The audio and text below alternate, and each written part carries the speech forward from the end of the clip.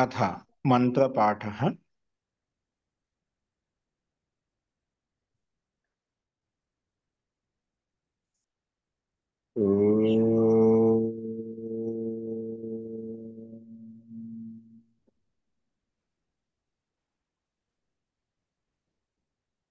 सहनावतु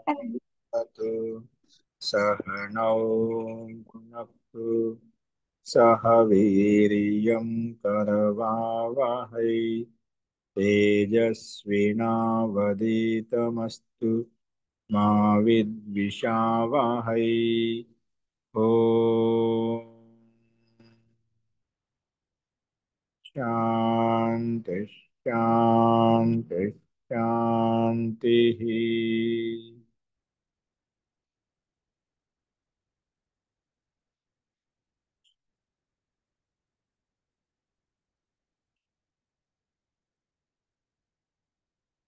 సర్వేభ్యో నమః. అందరికీ నమస్కారం అండి.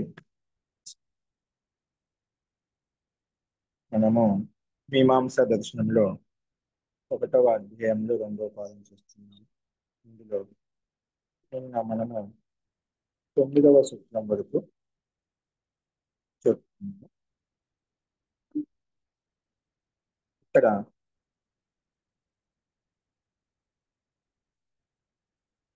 స్తుతి వాక్యాలు ఏవైతే ఉన్నాయో అవి నిరర్థకము, సార్థకం కాదు, సప్రయోజనం కాదని చెప్పి పూర్వపక్షి చెప్పినటువంటి ఆక్షేపాలకు సమాధానం సిద్ధాంతి ఇస్తున్నాడు. నిన్న మనం చెప్పుకున్నాం, ఈ పూర్వపక్షి ఏవైతే ఆక్షేపాలు, ఏ వాక్యాలైతే ఆక్షేపం చూపించడో ప్రమాణం కాదని చెప్పి అక్కడ అప్రమాణం అనేది ఉపపన్నమే కాదు, ప్రమాణపూర్వకంగా ఉత్పన్నమవుతాయి. సో అదోది ఇవి అనుపపత్తి అర్థకి ఉత్పన్న నా హోన అనే మాట పూర్వపక్షం అనమాట. ఇవి వాక్యాంశాలు ఏవైతే ఉన్నాయో సో అదోది, అలాగే శాస్త్ర దృష్టి విరోధము, ఇవన్నీ దోషాలు ఉపస్థితి చూపించడమట. అవి ఉపపన్నమే కావు, ఉత్పన్న కావు. అంటే చెప్పిన దోషాలు వచనాల్లో అసలు ప్రాప్తి, ఆ దోషాలు ఉత్పత్తి లేదు, దోషాలు ప్రాప్తమే కావు. కానీ ఎప్పుడు ప్రాప్తం అవుతాయి? ప్రయోగంలో మాత్రమే, అవి ప్రయోగించినప్పుడు మాత్రమే.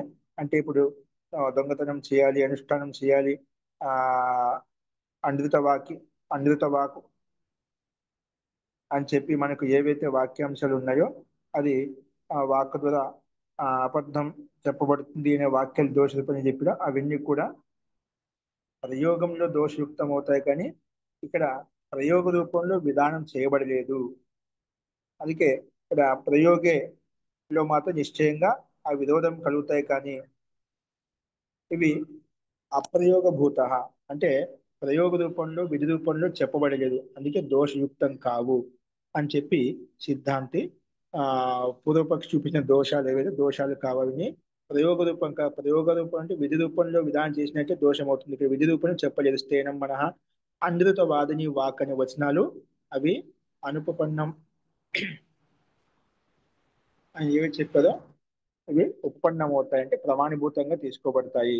ఎందుకంటే ఇక్కడ శబ్దార్థ ప్రయోగ రూపం అనేది విధి రూపం కాదు, అప్రయోగ రూపం, విధిగానంగా చెప్పలేదు. కాబట్టి ఇది దోషయుక్తం కాదని చెప్పి సిద్ధాంతి ఈ రకంగా మనకు ప్రస్తావించడం.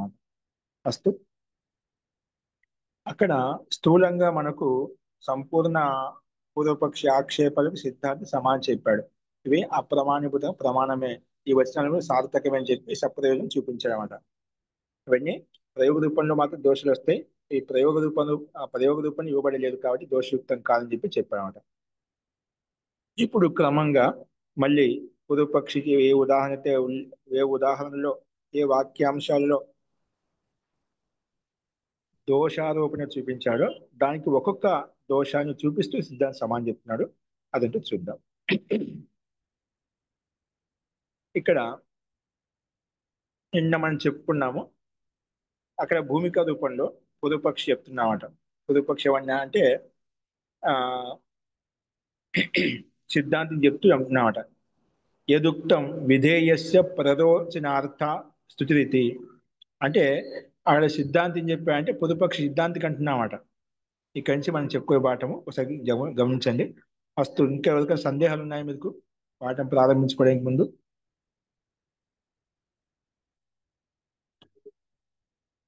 అస్తు ప్రకృత మనుషులమాతరికి. ఇక్కడ ఏమంటున్నామంటే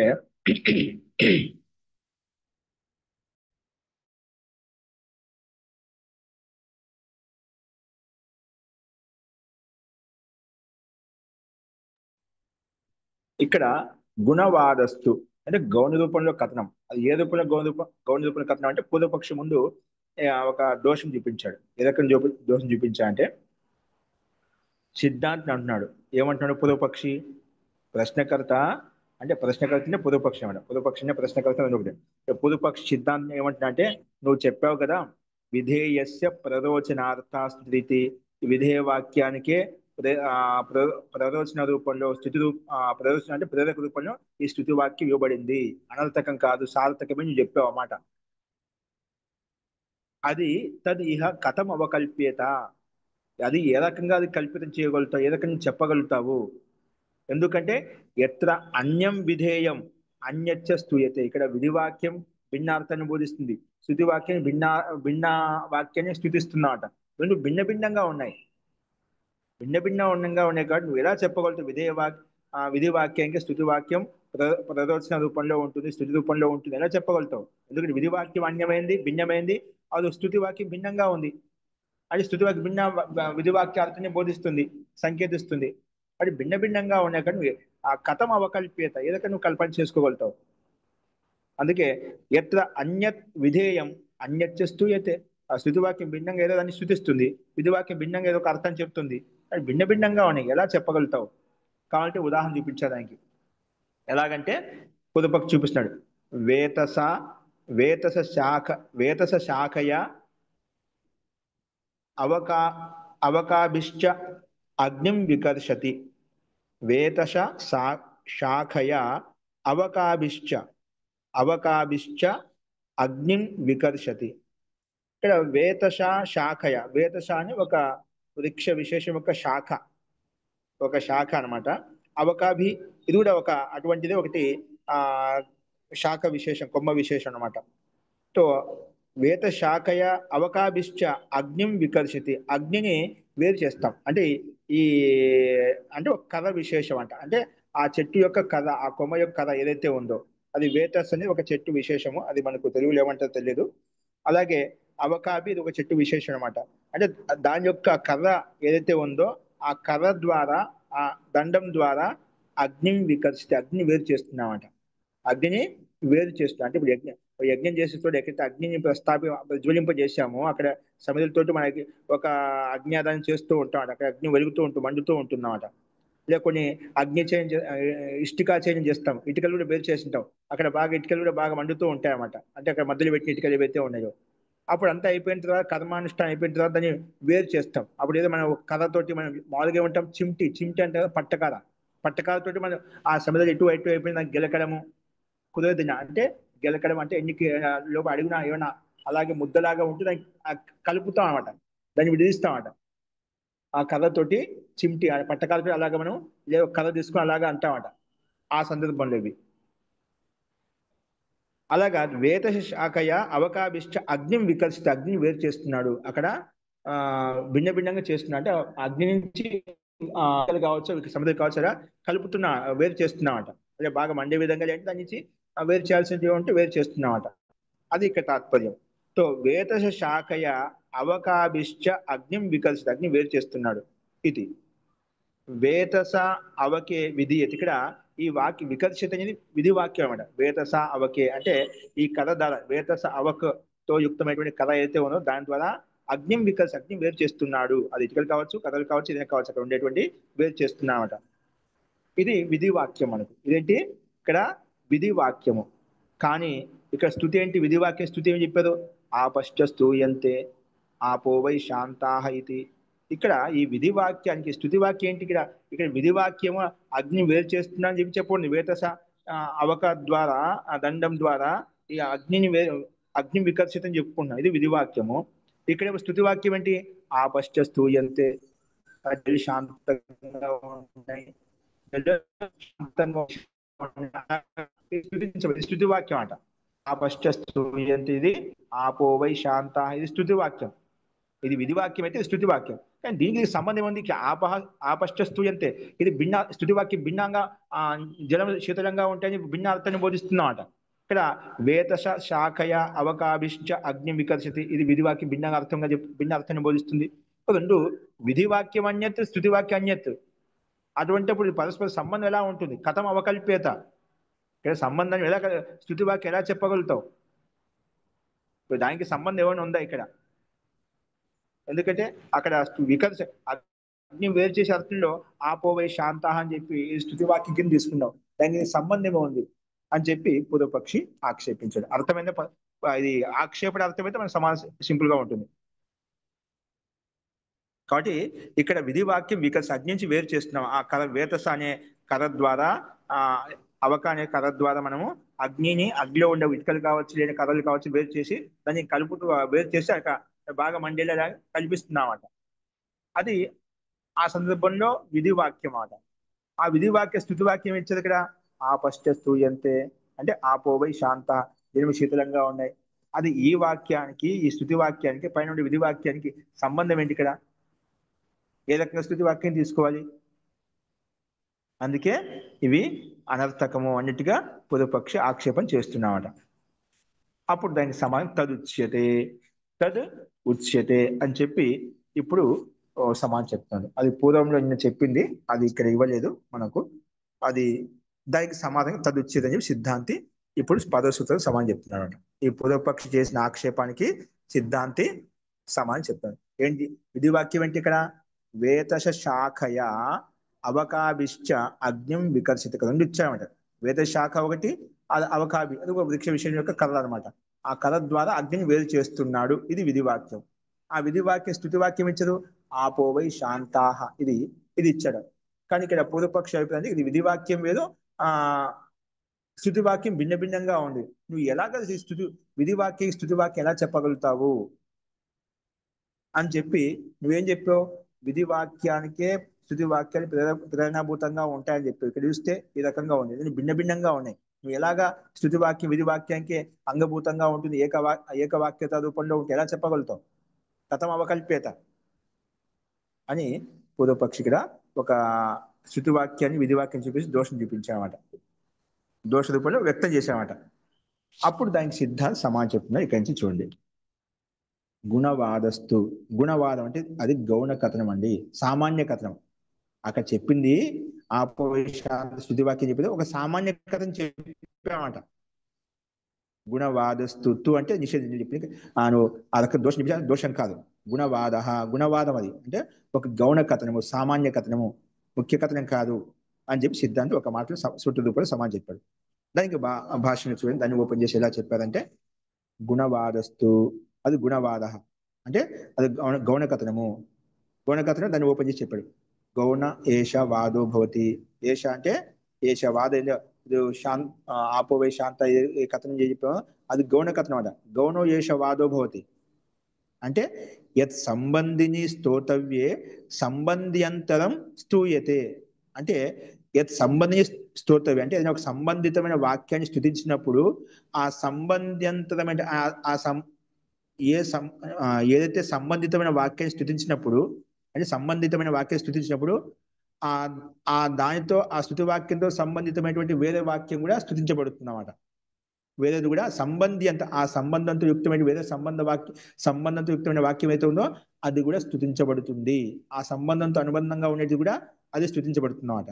అందుకే సంబంధిని స్తోతవే, సంబంధ వ్యక్తిని మనం స్థుతించినప్పుడు సంబంధ్యంతరం స్తూయతే. ఒక బ్రాహ్మణ జాతిని మనం స్థుతించామనుకోండి, అంటే ఆ పక్కన ఉండే పక్కన ఒక బ్రాహ్మణ్ణి మనం స్థుతించామనుకోండి, ఆ బ్రాహ్మణ జాతిలో ఉండే బ్రాహ్మణ్ అంతా స్థుతించాము. బ్రాహ్మణులు మంచి బుద్ధిమంతులు, అన్ని బాగా తెలిసిన వాళ్ళు, బ్రహ్మజ్ఞానం తెలిసిన వాళ్ళు, వేదజ్ఞానం తెలిసిన వాళ్ళు స్థుతించామనుకోండి, అంటే ప్రతి బ్రాహ్మణుడు అందరూ అలాగే ఉంటారని చెప్పి అది మనం అందరిలో వర్తిస్తున్నామట.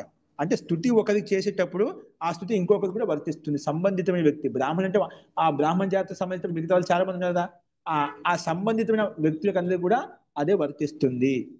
అంటే ఒకరిని స్థుతించేటప్పుడు ఆ స్థుతి ఎవరితో సంబంధితమై యుక్తమైందో ఆ సంబంధిత వ్యక్తికి కూడా అది వర్తిస్తుంది. అంటే బ్రాహ్మణులు మంచి వేద పండితులు, వేద జ్ఞానం కలిగిన బ్రహ్మజ్ఞానం కలిగిన వాళ్ళు అనగానే మిగతా వాళ్ళకు కూడా ఆ బ్రాహ్మణులు ఏదైతే ఉన్నదో ఆ సంబంధిత వ్యక్తి కూడా అదే వర్తిస్తుంది అన్నమాట. అందుకే సంబంధిని స్తోతవ్యే సంబంధ్యంతరం స్తూయతే, ఆ సంబంధ వ్యక్తి కూడా స్తుతింపబడతాడు. అలాగే ఒక భిన్న ఉదాహరణ ఇచ్చాను, ఒక భిన్నంగా చెప్పాను.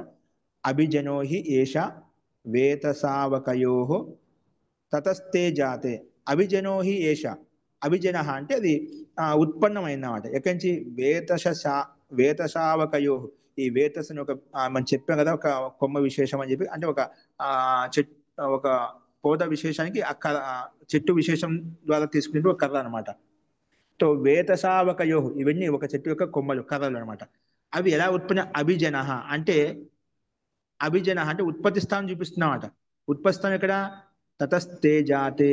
తతస్తే జాతే అంటే అభిజన, ఈ వేద శాఖలు ఎక్కడ ఉన్నాయి, ఎక్కడ ఉత్పన్నమై అంటే ఆ జలం నుంచే ఉత్పన్నమయ్యాయి. ఈ వేద శాఖలు కొన్ని మనకు జలంలో ఉత్పన్నమవుతాయి. ఇప్పుడు చిన్న చిన్న తామర పుష్పాలు ఎక్కడ జలంలో ఉత్పన్నమవుతాయి కదా. అంటే ఆ పుష్పంని స్తుతించినప్పుడు ఆ జలానికి కూడా స్తుతి అవుతుందన్నమాట. అలా ఇక్కడ ఈ వేద శాఖలు ఏవైతే ఉన్నాయో, వేద సావకయో, ఆ కథలు ఏవైతే ఉన్నాయో అభిజన, అభిజనోహి. ఏష అంటే ఏష ఆపహ, ఆపహ స్తూయంతి అని చెప్పాం కదా. ఆపోవై శాంత స్థుతి వాక్యం కదా. అది దేనికి దాని సంబంధం ఎలా ఉందంటే అది సామాన్య కథనం అండి. ఏ రకంగా సామాన్య కథనం అంటే ఇక్కడ అభిజనోహి ఏష అంటే ఉత్పత్తి స్థానం. ఈ జలం అనేది వేతస అవకయోహో ఉత్పత్తి స్థానం. అంటే ఈ జలము ఎందే ఈ వేతస అవక యొక్క శాఖలు, అంటే అవి పొదలు ఏవైతే ఉత్పన్నమయ్యాయో వాటి ద్వారా మనం అగ్ని తొలగిస్తున్నాము. అంటే అవి ఉత్పత్తి స్థానం అన్నమాట. అందులో ఉత్పన్నమయ్యాయి. అందుకే వేతస అవకయో కథనం చేత అవి ఎక్కడైతే ఉత్పన్నమయ్యాయో వాటికి స్థుతి కలుగుతుంది. అంటే ఆపహ, అందుకే ఆపోవై శాంతాహ. ఈ రకంగా దానికి సంబంధించినటువంటి వాక్యం కాబట్టి అది ఒక స్థుతించబడుతుంది. అందుకే అభిజన అంటే, అభిజన అంటే ఉత్పత్తి స్థానం, జన్మస్థానం. మనం అంటాం కదా మీ నెగిటివ్ ప్లేస్ ఎక్కడ ఉంది, మీ ఉత్పత్తి స్థానం అంటే అభిజన. అలాగా ఈ వేదస అవకయో కథలు ఏవైతే ఉన్నాయో అవి ఆ జలం యందు ఉత్పన్నం అవుతాయంట. అందుకే తతస్థే జాతి, అందుకే అవి అక్కడి నుంచి ఉత్పన్నమయ్యాయి కాబట్టి ఆ రకంగా ఆ స్థుతి వాక్యం చెప్పబడింది అన్నమాట. ఆపోవై శాంతాహ అని చెప్పి స్థుతి వాక్యం చెప్పబడింది. అంటే వేదవాన్ని స్థుతించ అవి కూడా స్థుతించబడ్డాయి అన్నమాట. అక్కడ ఇప్పుడు వేదస ఆవకయోహ అనే వాటిని మనం స్థుతించినప్పుడు అభిజన స్థానం ఏదైతే ఉందో ఆ జలం కూడా స్థుతించబడింది. అందుకే స్థుతి వాక్యంగా తీసుకున్నాము. దానికి ఒక ఉదాహరణ ఇచ్చదు. అభిజన సంస్థవేన, అభిజన సంస్థవేన చ అభిజాత స్థుతో భవతి. అభిజన సంస్థవేన చ అంటే అభిజనం ఎక్కడైతే ఉత్పన్నమయ్యాయో ఆ అభిజన స్థానం నుంచి అభిజాత స్థుతో భవతి. అంటే ఎక్కడి నుంచి ఉత్పన్నమయ్యాయో ఆ దాన్ని స్థుతించేటప్పుడు అభిజాత స్థుతో భవతి, అక్కడ విద్యమానంగా ఉన్నటువంటి వ్యక్తి కూడా స్థుతించబడతాడు. అక్కడ విద్యమాన వ్యక్తి కూడా స్థుతించబడతాడు. అది కింద ఉదాహరణ ఇచ్చారు చూడండి.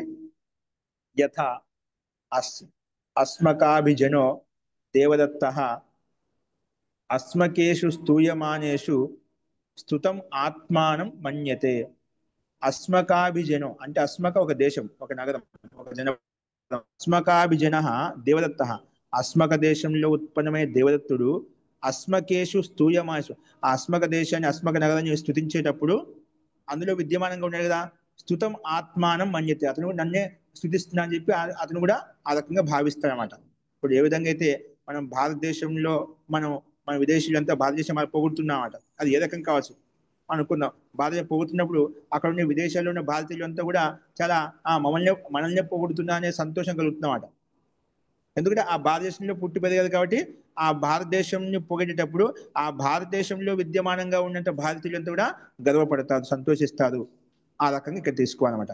అందుకే అస్మకాభిజనో దేవదత్త, అస్మక దేశంలో ఉత్పన్న దేవదత్తుడు అస్మకేషు స్తూయమాయసు, అస్మక దేశాన్ని స్థుతించేటప్పుడు స్తుతం ఆత్మానం అనేది నన్నే స్థుతిస్తున్నా, నన్నే పొగుడుతున్నా, నన్నే గౌరవిస్తున్నట్టుగా అక్కడ భావనాత్మకంగా అనుకుంటున్నాడు అనమాట.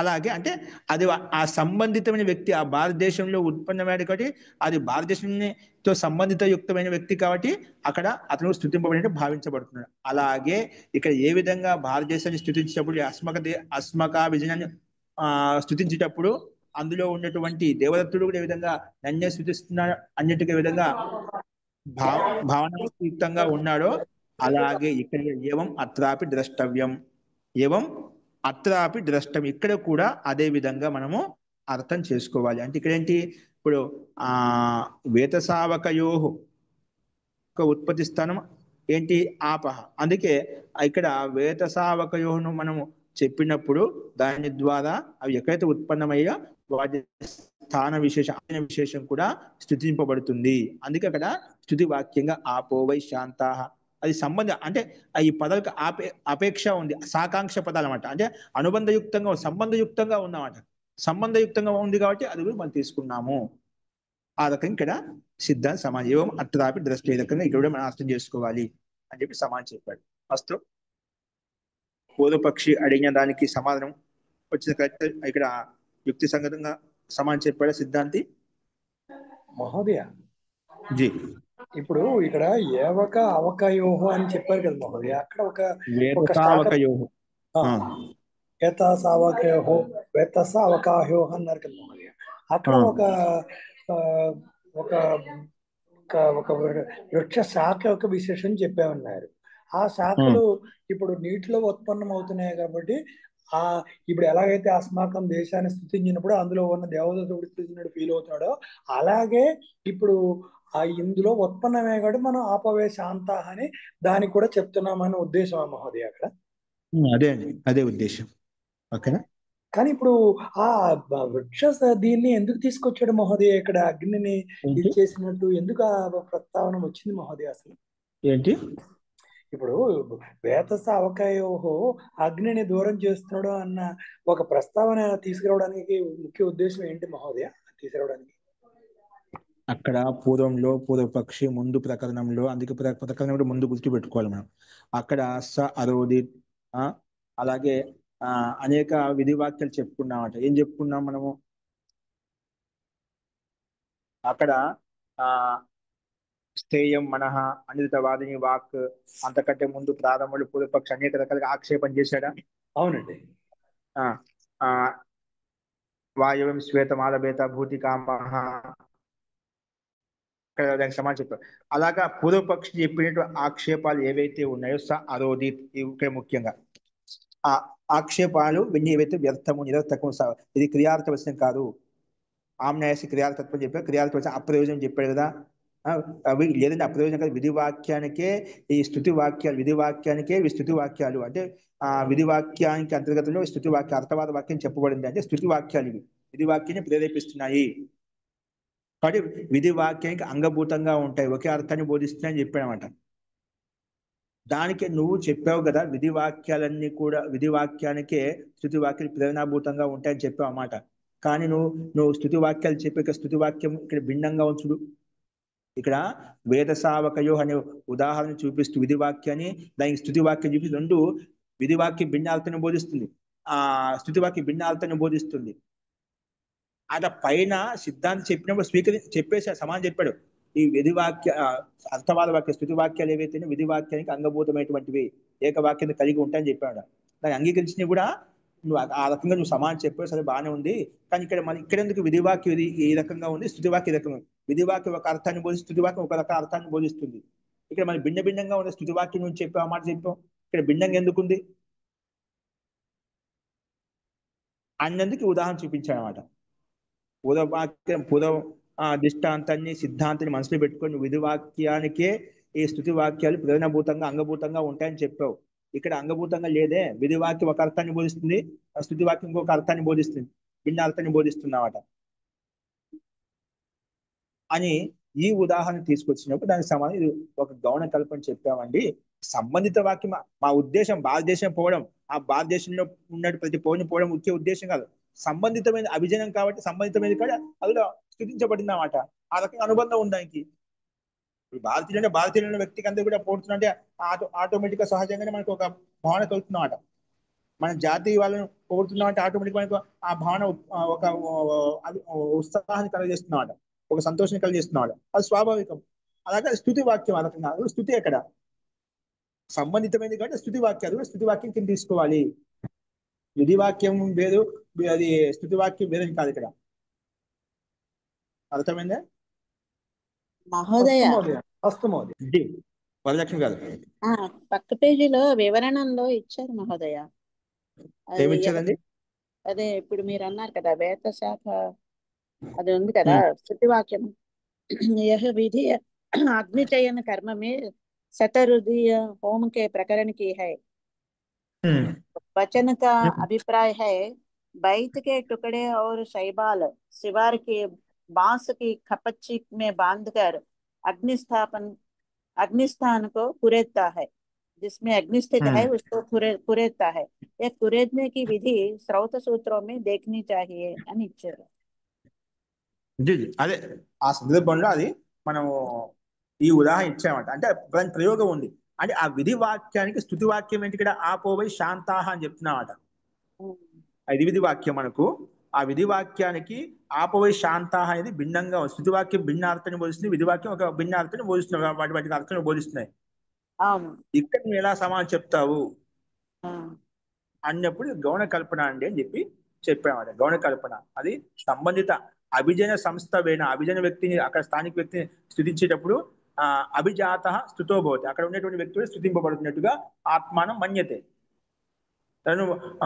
తను కూడా అభిమానించేట్టుగా సంతోషిస్తున్నాడు, ఆ రకంగా భావిస్తున్నాడు అనమాట. అది జలంకే సంబంధి అని ఇచ్చారు కదా, అది జలానికి సంబంధించిన అంటే అంటే సంబంధితంగా యుక్తంగా ఉంది కాబట్టి అందుకే స్తుతి వాక్యంగా తీసుకుంటాము. ఆపశ్చూయంతం ఎందుకు ఆపహ అనే దానికి పై వాక్యం కింది వాక్యం సంబంధం ఏంటంటే ఈ రకంగా సంబంధం ఉంది. आपह वेतस और अवका के देश हैं, उससे ये दोनों उत्पन्न होते हैं అని ఇచ్చారు. ఇక్కడ మీరు దీని దృష్టాంతం ఇక్కడ చూపించాలి. దృష్టాంతం చూపించినప్పుడు అంటే ఈ రకం ఎక్కడైతే ఇక్కడ మనకు మూల దృష్టాంతం చెప్పుకుంటే దాష్టాంతం చూపించినట్లయితే ఇక్కడ మీరు చెప్పినట్టుగా ఈ వేత సావకయో ఏవైతే ఉన్నాయో అవి జలం యందు ఉత్పన్నమవుతాయి. పైన చెప్పి అభిజనోహి ఏష జలం ఏంటంటే అభిజన ఉత్పస్థానం. ఎవరికి ఉత్పస్థానం? వేత సావకయో. వేత సావక ఏవి ఉన్నాయో అంటే ఒక కొమ్మ విశేషం ఏదైతే ఉందో దాంట్లో కొమ్మ విశేషం కాదు, దానికి ఒక కథ విషయం బలంగానే ఉంటున్నాడు. అవి మొత్తం ఎక్కడ ఉత్పన్నమవుతాయి? ఇక్కడ ఉత్పన్నమవుతాయట. ఏది జలంలో ఉత్పన్నమవుతాయి. అందుకే తతస్థే జాతే, అవి అక్కడి నుంచి ఉత్పన్నమయ్యాయి కాబట్టి ఆ స్తుతి వాక్యం తీసుకోబడింది. జీ ఇది దృష్టాంతంలో ఏ అత్రాపి ద్రష్టం ఇక్కడ చూసుకోవాలి మనం. అందుకే ఇక్కడ ఈ వేద సావకయోహ అనేవి జలం యందు ఉత్పన్నమయ్యాయి కాబట్టి వాటి యొక్క ప్రయోగం ద్వారా ఇవి కూడా స్తుతి వాక్యకి తీసుకున్నాం అన్నమాట. జీ అంటే అవకాకే దేశం అని ఇచ్చారు కదా, అంటే ఆ దేశంలో ఇవి ఉన్నాయన్నమాట, ఈ జలాలు ఉన్నాయన్నమాట. అలా కాదు.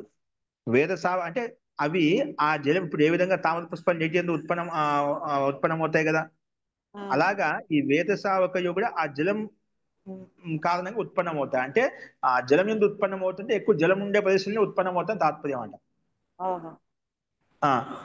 అందుకే ఆ వేద సావకయో మనం కొమ్మలతో మనం అగ్ని చేయడం వేరు చేస్తున్నామట. ఇక అక్కడ వేరు చేసే సందర్భంలో నీటిని స్తుతిస్తున్నామట. ఎందుకు స్తుతిస్తున్నా? అవి అక్కడి నుంచి ఉత్పన్నం కాబట్టి అవి కూడా సంబంధిత యుక్తంగా ఉన్నాయి, వాటిని కూడా మనం తీసుకున్నాం. అందుకే స్తుతి వాక్యంగా ఉపయోగపడుతుందని ఉద్దేశం అట.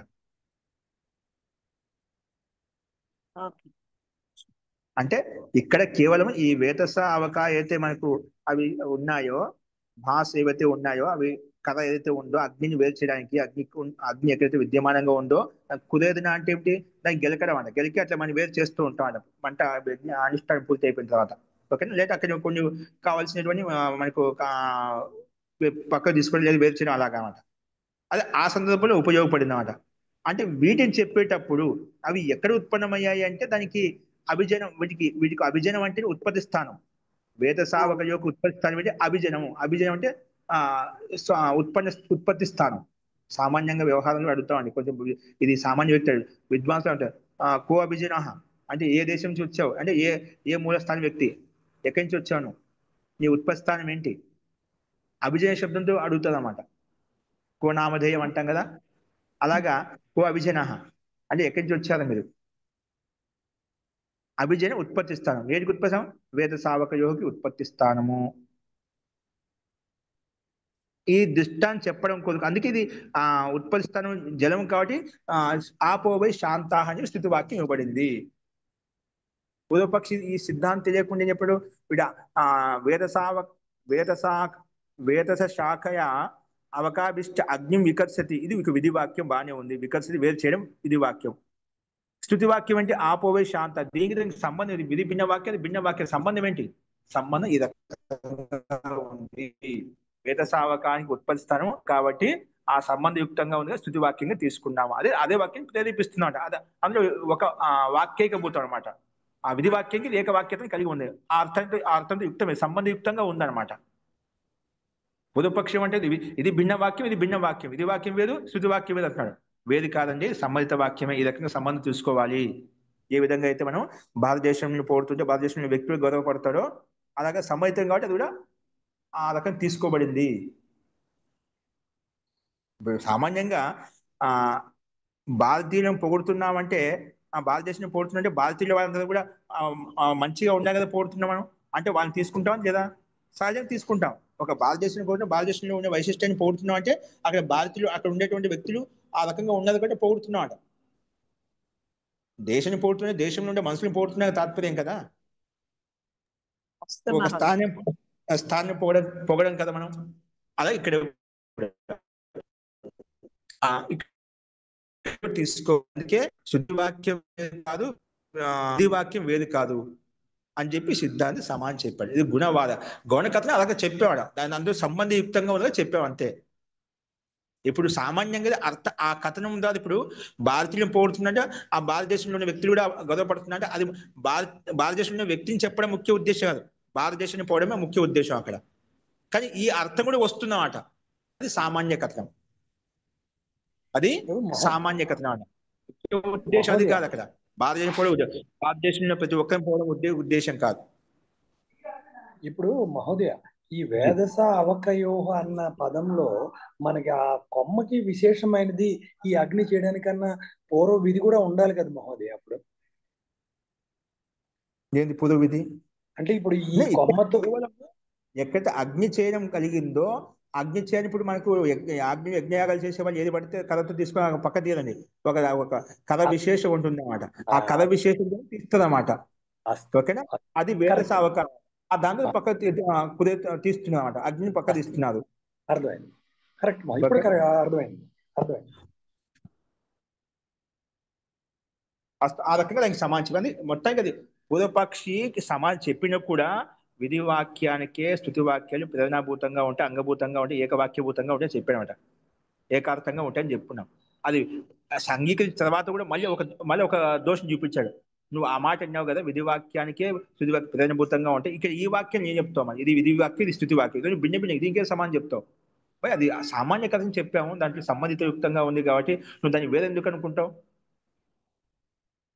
అని దీనికి రకంగా గుణవాదం అంటే ఒక గౌణ కథ, సామాన్య కథను చెప్పామంటే అది వేదం కాదు. ఆ సామాన్య కథ కూడా దానికి సంబంధితమైనదే, కానీ అది ఇక్కడ ముఖ్యం కాదు. ముఖ్యవాదం కేవలం వేద సావకయోహతో వేరు చేయడం ముఖ్యం. అక్కడ ముఖ్య ఉద్దేశం ఏంటి? దాన్ని వేరు చేయాలి. యుక్తంగా ఆపోవై స్థుత, ఆపోవై శాంత అని చెప్పి స్థుతి వాక్యం అక్కడ విద్యమానంగా వచ్చింది, వాక్యాంశంగా వచ్చింది అన్నమాట. అస్తు మహోదయ, ధన్యవాదాలు మహోదయ. నెక్స్ట్ చూడండి, ఇప్పుడు ఈ రకంగా సమానం చెప్తున్నాడు. ఏ రకంగా చెప్తున్నాడు ఇక్కడ? అథ అసో అరోదిత్. పూర్వపక్షి పూర్వం అడిగాడు మీకు, ఆ వాక్యానికి సమానం చెప్తున్నాడు. అథ సో అరోదిత్ ఇది కస్య విదేహి శేష. నువ్వు పూర్వంలో ఒక వాక్యం చెప్పావు కదా అని పూర్వపక్షి అంటున్నామట. అయితే దీనికి సమానం ఏంటి? అథ సో అరోదిత్ ఇది కస్య విదేహి శేష. నువ్వు ఆ సప్రయోజనం చెప్పావు కదా, నేను నిరర్థకం చెప్పి నువ్వు వినలేదు. అది సప్రయోజనం ఏ రకంగా? ఇది సో అరోదిత్ ఇది కస్య విదేహి శేష. ఏ విధి వాక్యానికి అంగభూతం? శేష అంటే అంగము, అంటే అంగభూతం అనమాట. సో అరోదిత్ అనే వాక్యము ఏదైతే క్రియాపదం అయితే ఉందో, కస్య విధి, ఏ విధి యొక్క అంగభూతము. అక్కడ ముందు నేను అడిగాం కదా, ఇది ఏ విధికి అంగభూతం తీసుకోవాలి? నిరర్థకం చెప్పి నిరర్థకం కాదంటున్నావు, సార్థకం ఉన్నావు. విధి వాక్యంకే స్థుతి వాక్యం అంటున్నావు. కానీ ఇక్కడ ఏ విధి వాక్యానికి అంగభూతంగా తీసుకుంటావు? సో అరోధిత్ అనే పదము కస్య విధి ఏ విధి వాక్యానికి అంగభూతంగా తీసుకుంటావు అని ప్రశ్నించినప్పుడు దానికి సిద్ధాంత సమాజం చెప్తున్నాడు. తస్మాత్ బర్హిషి రజతం నాదే రజతం నాదేయం.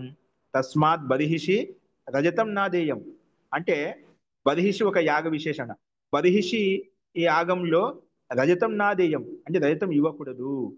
బర్హిషి అనే యాగంలో రజతాన్ని ఇవ్వకూడదు అని ఒక విధానం పెట్టామట. తస్మాత్ బర్హిషి రజతం నాదేయం ఇది స్తుతి వాక్యం అనమాట. అంటే ఈ విధి వాక్యానికి ఈ వాక్యానికి ఇది అంగభూతం అనమాట. ఆ రకంగా చెప్తున్నామట. తస్మాత్ బర్హిషి రజతం నాదేయం ఇత్యస్య వాక్యస్య అంగభూత. ఈ వాక్యానికి అంగభూతం అంటే ఇక్కడ ఇవ్వకూడదు. రజతం నాదేయం అంటే బర్హిషి యాగం చేసినప్పుడు రజతం ఇవ్వకూడదు. అంటే ఇంకా ఇది ఒక ఉత్తమ కర్మ అండి, ఒక శ్రేష్టమైన కర్మ. రజతం చాందితోను చాంది దక్షిణ రూపం ఇవ్వకూడదు. సోనా అంటే బంగారం ఇవ్వాలి. పండితులకు అక్కడ వచ్చిన వాళ్ళకు ఏమి ఇవ్వాలి? బంగారంతో ఇవ్వాలి. ఒకవేళ నువ్వు ఈ రజతం ఇచ్చామనుకోండి, రజతం ఇవ్వకూడదు అంటే ఇంతకన్నా ఉత్కృష్టమైనది ఇవ్వాలి. అలాగే సందర్భ విశేషం అక్కడ. అందుకే తస్మాత్ బర్హిషి రజతం నాది ఒక విధానం చెప్పామట. బర్హిషి అనే యజ్ఞం యాగం చేసినప్పుడు అక్కడ రజతాన్ని దక్షిణ రూపంలో ఇవ్వదు. అంటే ఇది సామాన్య యజ్ఞం, విశేష యజ్ఞంలో విశేషంగానే ఉండాలి కాబట్టి స్వర్ణం ఇవ్వాలి. కాబట్టి రజతం ఇవ్వద్దని దీని తాత్పర్యం ఏంటి అంటే స్వర్ణం ఇవ్వాలని తాత్పర్యం. ఒకవేళ అలాగే ఇవ్వద్దంటున్నామంటే అది భయ్ ఇంత పెద్ద యాగం చేసి నువ్వు ఎట్లా ఉంటుందంటే మాకు పెద్ద యాగం చేస్తున్నాడు. ఆ పెద్ద యాగం చేసి ఎక్కడైతే మనకు దక్షిణ అక్కడ 10,000 ఇవ్వాల్సింది నీకు 1,000 రూపాయలు ఇచ్చేస్తే ఎట్లా ఉంటుందని, అల్పంగా ఇచ్చే ఎట్లా ఉంటుంది? అది దానికి అనుకూలంగా ఉండదు. ఒక విశేషమైన యాగం చేసినప్పుడు లక్షలు ఖర్చు పెట్టినప్పుడు ఆడ కోట్లు ఖర్చు పెట్టినప్పుడు సామాన్యంగా ఇచ్చినప్పుడు అక్కడ దానికి ఇది ఉండదు అన్నమాట. అంటే నీ గౌరవం పోతుందన్నమాట, నీ విలువ తగ్గుతుందన్నమాట. ఆ రకంగా మనం తీసుకోవాలి.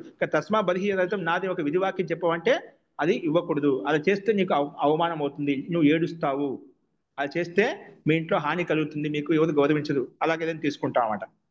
అస్తు అది సందర్భాన్ని తెలుస్తుంది. తస్మాత్ బర్హిషి రజతం నాదేయం ఇది ఈ వాక్యానికి అంగభూతము. ఇత్యస్య వాక్యస్ అంగభూతం అని చెప్పామట. అడిగదా? సో అరోధీత్ ఎందుకు నువ్వు ఎవరైతే నువ్వు ఇవ్వద్దని చెప్పినా కూడా ఇచ్చావనుకోండి, మీ గృహంలో రోదన కలుగుతుందంటే అంటే ఏడుస్తారు, అందరూ ఏడుస్తారు. ఒక సంవత్సరం లోపల మీరందరూ ఏడుస్తారు. ఎందుకు? ఇవ్వద్దని చెప్పి ఇచ్చామని. ఇస్తే నువ్వు ఆ రకంగా హాని కలుగుతుంది, ఆ రకంగా నష్టంగా ఏడుస్తావని తప్ప. అంటే ఆ వాక్యానికి ఇది అంగభూతం అనమాట. కుతః అడుగుతున్నాడు. కుతః ఏ రకంగా చెప్పగలుగుతావు ఇది అంగభూతం అని చెప్పి ఇదే వాక్యానికి?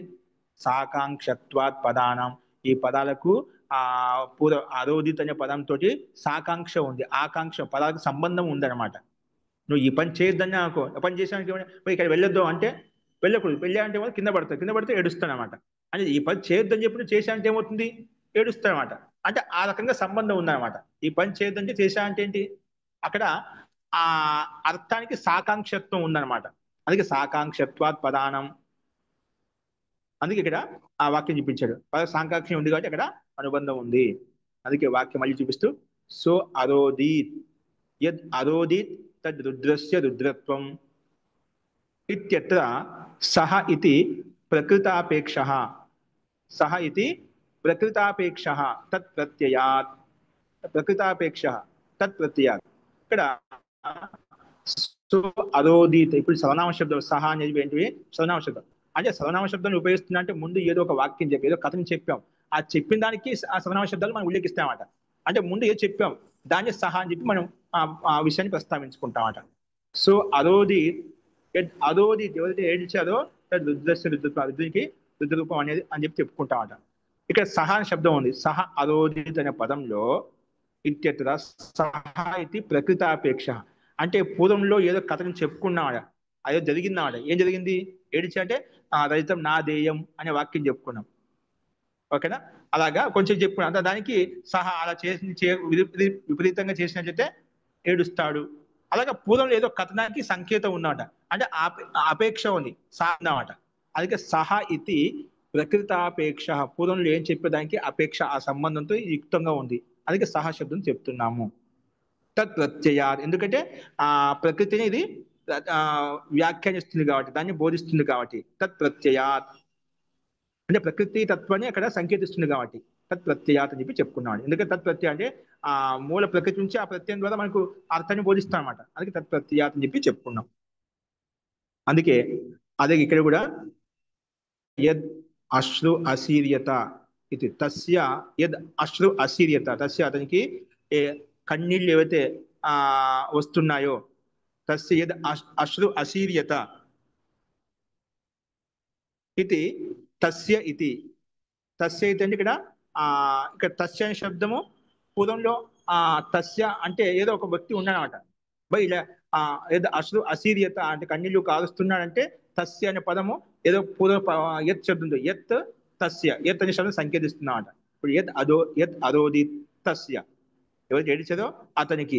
అలాగే తస్య అనే పదం సర్వనామ శబ్దము ఇంకా పూర్వపదాన్ని పూర్వ ప్రకృతాపేక్షమైనటువంటి సంబంధయుక్తమైన అర్థాన్ని బోధిస్తుంది. చెప్పకపోయినది తస్య అనగానే ఆ సందర్భాన్ని బట్టి ఎవరో ఉన్నారు ముందు అంటే ప్రకృతి ఎవరో ప్రకృతి అర్థంతో యుక్తమైనటువంటి సంబంధ యుక్తమైనటువంటి అర్థం ఏదో ఉంది అని తెలుస్తుంది అన్నమాట. అందుకే తస్య ఇది అంటే తస్య ముందు ఏదో ఉన్నారు.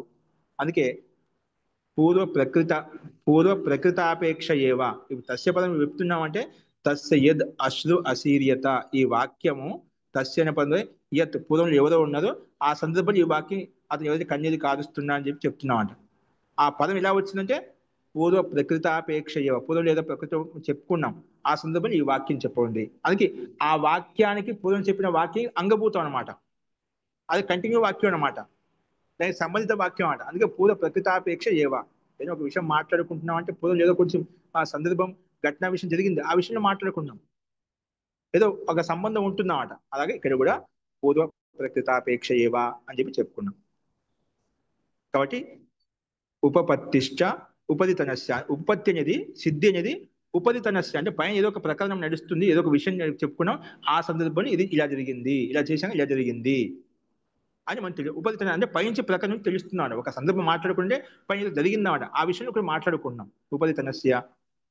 అందుకే దానికి చెప్తున్నామట యో బర్హిషి రజతం దద్యాత్ ఎవరైతే బర్హిషి అనే యాగంలో రజతం అంటే చాంది ఇస్తారో దాన రూపంలో దక్షిణ రూపంలో ఇస్తారో పురా అస్య సంవత్సరాత్ గృహే రోదనం భవతి. ఎవరైతే బర్హిషి యాగంలో చాంది ఇస్తారో రజతాన్ని ఇస్తారో పురా అస్య అంటే అస్య పురా అస్య సంవత్సరాత్ ప్రాక్ అంటే సంవత్సరంలోగానే అంటే సంవత్సరం లోపలనే వాళ్ళ గృహంలో రోదనం భవతి అంటే ఏడుస్తారంట. అంటే ఈ పని చేయదని చెప్పినా కూడా అది ఎవరైతే ఇస్తారో వాళ్ళ కుటుంబంలో వాళ్ళ గృహంలో సంవత్సరం లోపల ఏడుస్తారు ఏదో అనిష్టం కలుగుతుంది. అక్కడ ఆ వాక్యం చెప్పుకున్నాడు జో యజ్జిమే చాంది దేవే ఉస్కే గర్మే అతని యొక్క ఇంటిలో సంవత్సరకే పూర్వం అంటే సంవత్సరం లోపలనే ఏడుస్తారు ఏదో ఒక అనిష్టం కలుగుతుంది. ఇప్పుడు నా దద్య రైతం నా దద్య ఇక్కడ విధివాక్యం చెప్పాం అది దేనికి సంబంధం అండి యాగంలో చేయొద్దంటే అర్థాపత్తి ద్వారా వస్తున్నమాట. అరోదీత్ అనే పదం ఇది ఏ దానికి అంగభూతం అంటే ఈ వాక్యానికి అంగభూతం. నువ్వు నా దద్యాత్ అని చెప్పావు దీన్ని బట్టి అర్థాపత్యం వస్తుంది. నువ్వు ఇచ్చావనుకోండి ఏడుస్తావు. అది అర్థాపత్తి ద్వారా మనకు దానికి సంబంధిత వాక్యం ఇది ఆ వాక్యాంశానికి విధివాక్యంగా తీసుకోవాలి. అందుకే ఈ రకంగా మనకు ఇది ఇత్యస్య హేతుత్వేన అయం ప్రతినిర్దిశ్యతి. ఇక్కడ ఈ రకమైన హేతు ద్వారా కారణం ద్వారా దీనికి అర్థాపత్తి ఏమొస్తుంది తస్మాత్ బర్హిషి రజతం నా దేయం ఇది అర్థం వస్తుంది కదా. బై రజతం ఇచ్చినట్లయితే ఆ కుటుంబంలో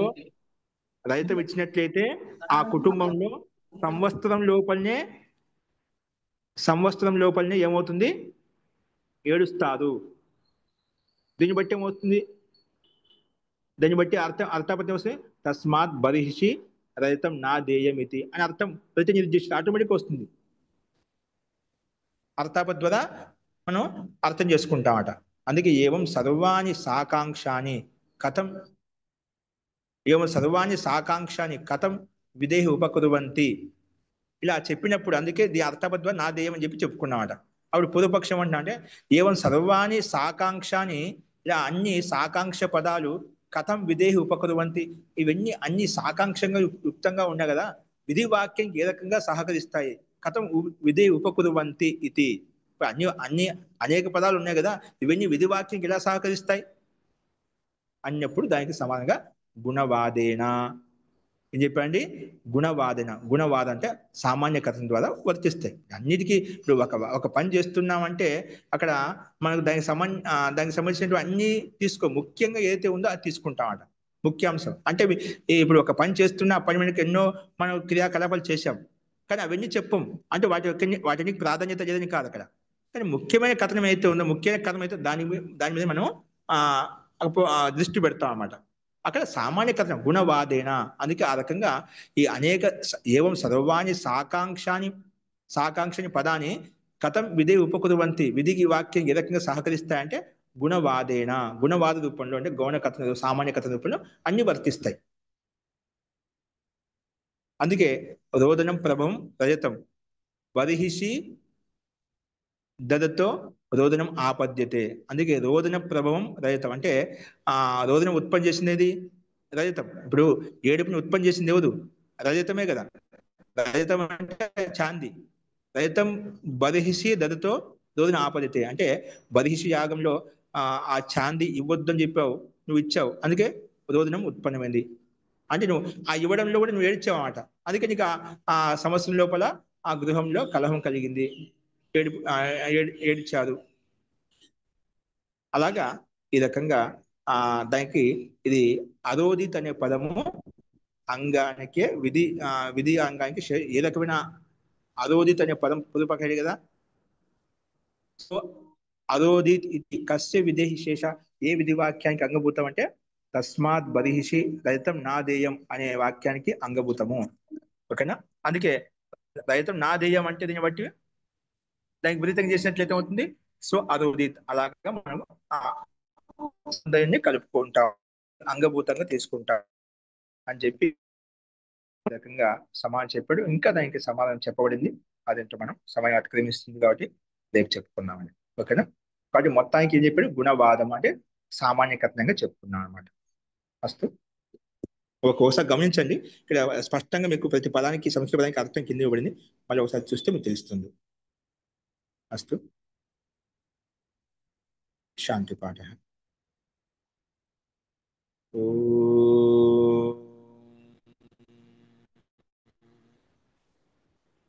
సర్వే భవంతు సుఖినః, సర్వే సంతు నిరామయాః, సర్వే భద్రాణి పశ్యంతు, మా కశ్చిత్ దుఃఖభాగ్ భవేత్.